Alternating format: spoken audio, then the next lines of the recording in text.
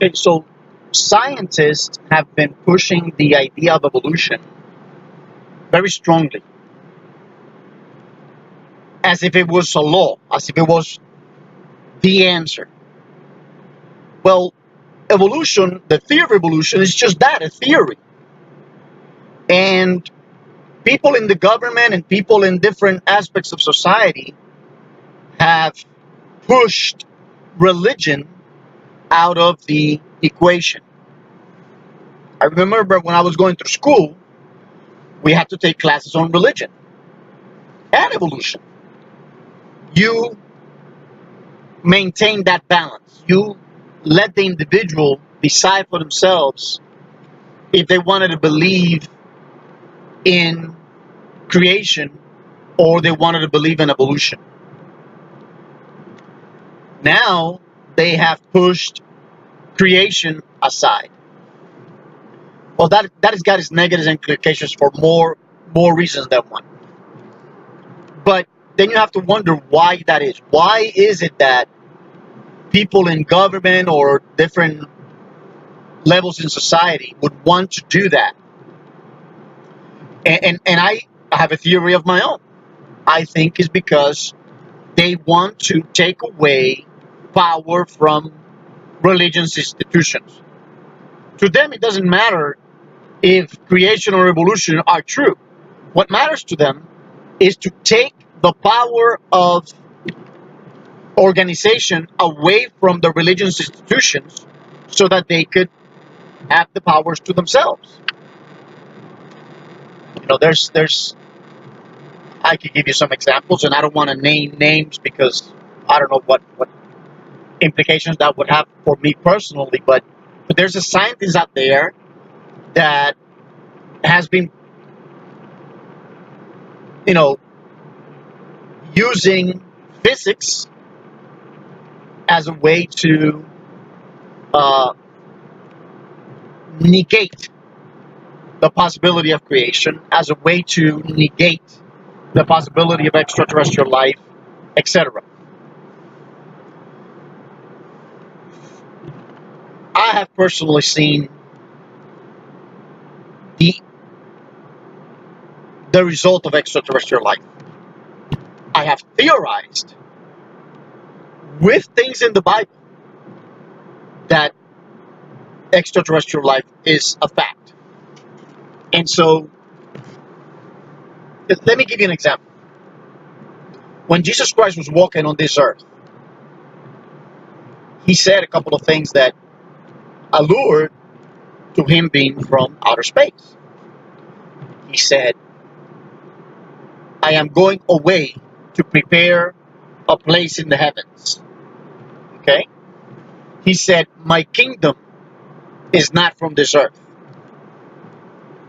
It has been said that a pillar of light, he was lifted in a pillar of light.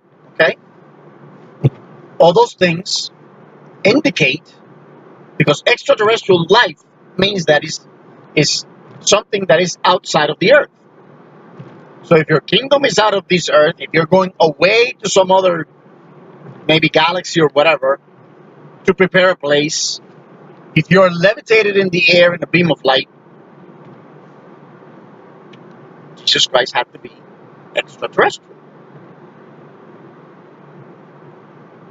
But those facts aside, when I was a kid, I saw a UFO, and then unidentified flying objects. Is not identified because it doesn't have a name. I cannot say F-16 made by McDonnell Douglas or Boeing or whomever it is that makes the F-16s. So it is unidentified for that reason. But I knew that it was extraterrestrial because of the way it moved. There was no such technology, and there has been no such technology on this earth created by us for all the time that I've been alive. Therefore, what I saw had to be from another galaxy. Whatever. It was a flying saucer. It's not a saucer, it's a flying aircraft. Round, shape of a diamond with the bottom tip cut off. Now, when I correlate that to things of the Bible, I could make those correlations. For example, wait a minute. When I was a kid, shortly thereafter, after having that experience, there were three entities. I call them supreme intelligence because any entity that has the ability to do what they did with me has to be called supreme. Basically, they levitated me in the air and they took me away. They put me back. When you study the so-called laws of physics that we have been taught in school, you would say, well, that's impossible. Impossible to you that you haven't experienced it. I experienced it. So I know that entities levitating me in the air is possible. I experienced it.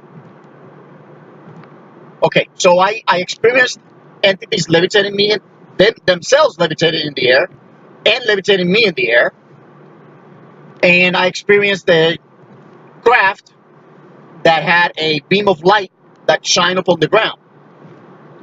And one of my conclusions that I draw from that and from what I study of history and of science and religion and my life experiences, I conclude that one, Jesus Christ was extraterrestrial. Two, Jesus Christ was not walking on water. He was levitated in the air just above the surface of the water. The apostles were looking at him, and so they reasonably deducted that he was walking on water. He was levitated in the air just above the surface of the water. The beam of light that I saw was the same kind of beam of light that Joseph Smith saw, and that what the Israelites were describing as a pillar of fire going through the desert was not really a pillar of fire. If you had lived 2,000 years ago and you have seen a beam of light that came from the heavens or from an aircraft, back then maybe the aircraft was too far up in the atmosphere for them to see it and it was just a beam of light. But if you see a beam of light that is coming from the heavens, as the Israelis were describing as a pillar of fire, they didn't have the concept of a beam of light. Flashlights and, lasers and all that stuff was not part of their vocabulary. It was not part of things that they had seen. So obviously, if they see a strong beam of light that comes from the heavens, they're going to describe it as a pillar of fire. And it was guiding them for 40 years throughout the desert. Was it 40 days or 40 years? I don't remember. I think it was 40 years.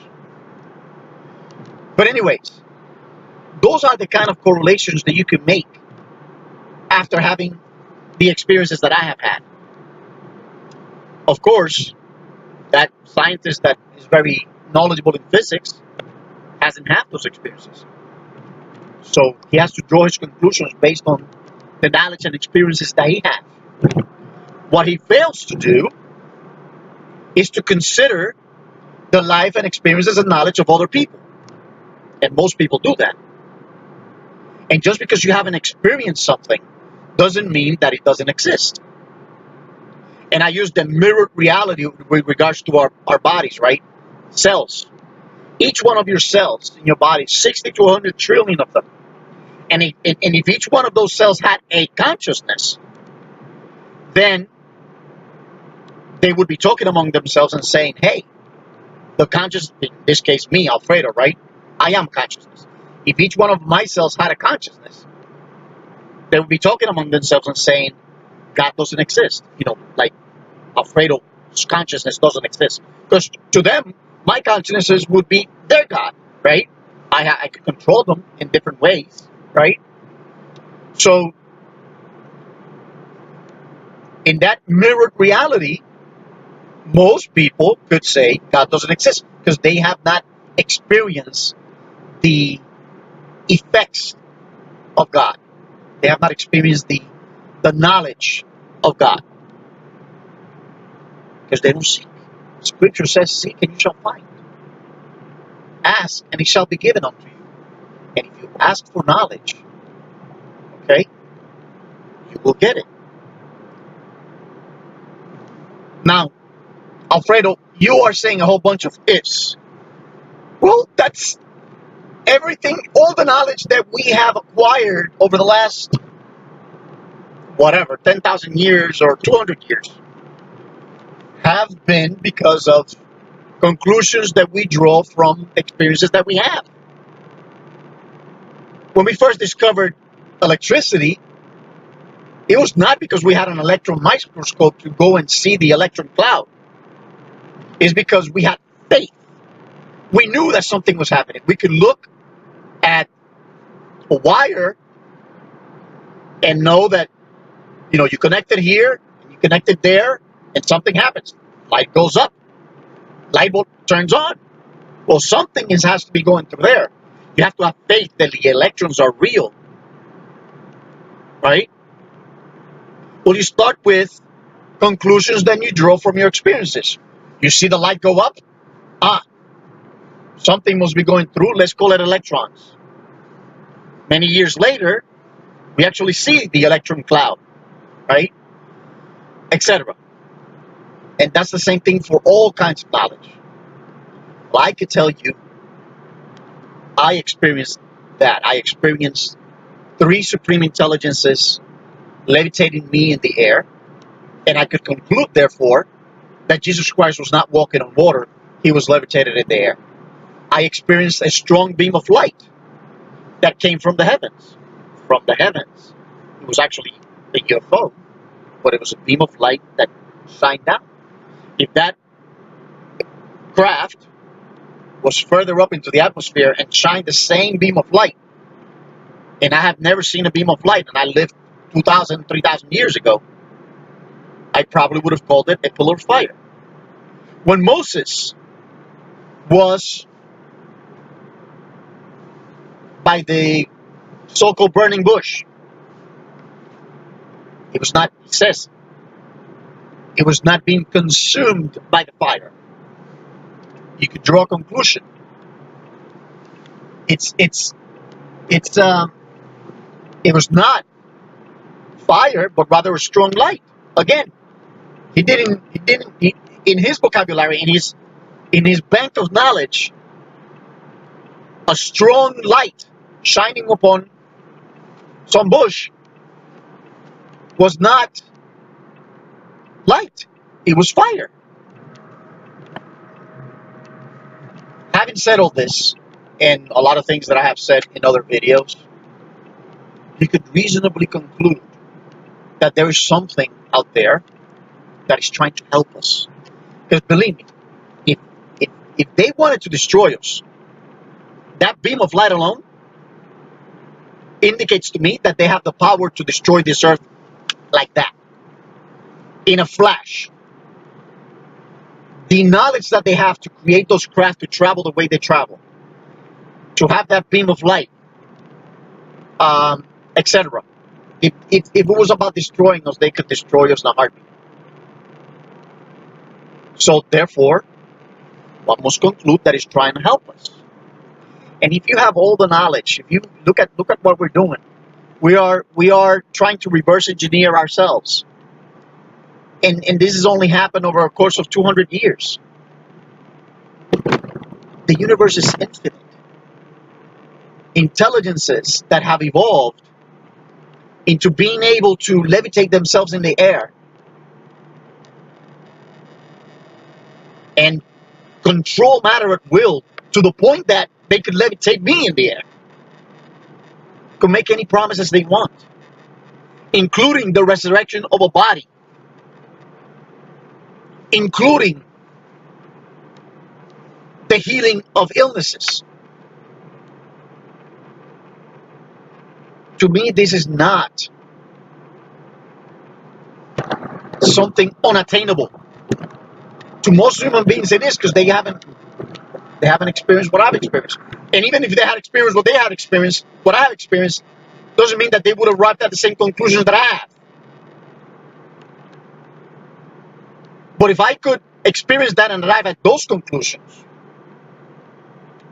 it's not so difficult to believe that, because if you experiences the experiences of physics and anthropology and all the other sciences, you could reasonably conclude that we evolved from single-cell organisms. But there's one big problem with that. Every biological system, including us, on this planet, is a copy unto itself, trillions of times. Inside of me, there's 60 to 100 trillion cells. Each one of them has DNA.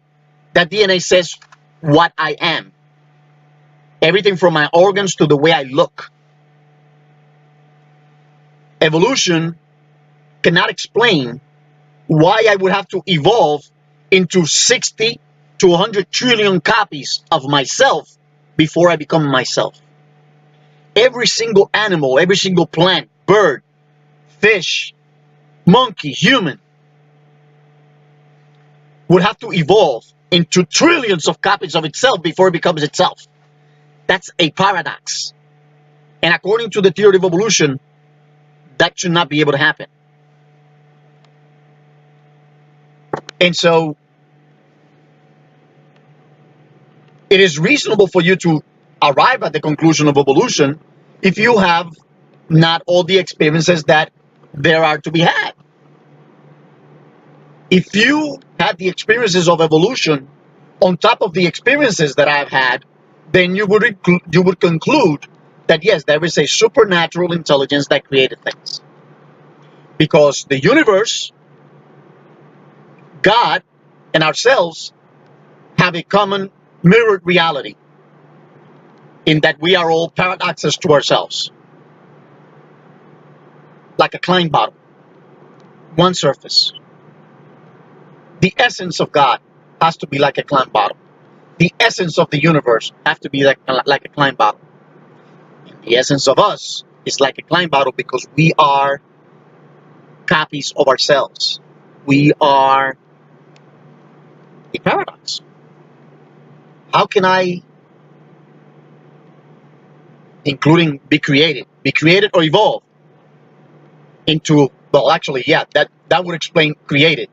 Because if you are designed, then you first starts with the end in mind, what you want the end to look like, this, and recursively you program or design things back to the egg and the sperm. So if you're designing things, it's much more plausible to believe that that paradox could exist, that you are copies unto yourself. And why are all these people so angry? Why they want to eradicate religion and belief in God?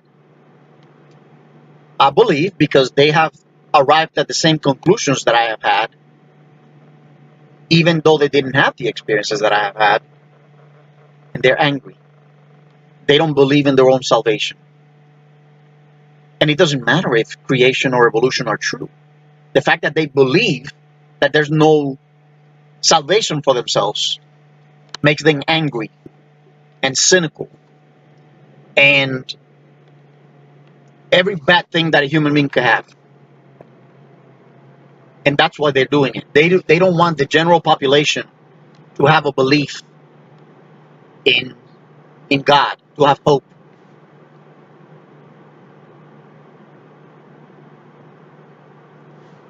To hear more about these ideas, please visit mysecondchanceinlife.com. Thank you.